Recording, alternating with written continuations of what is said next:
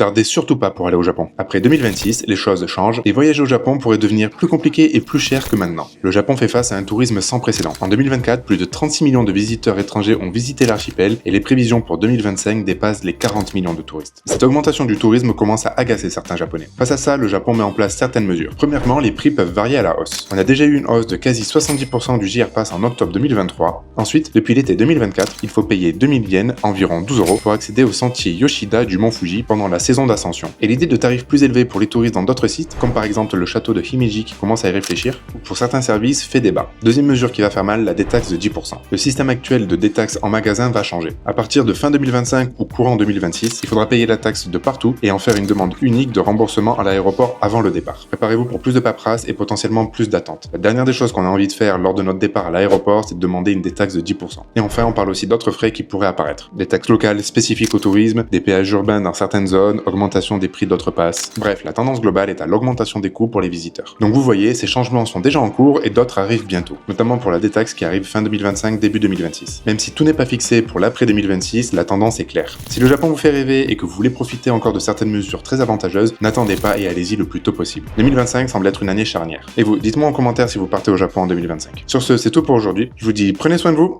et à la prochaine.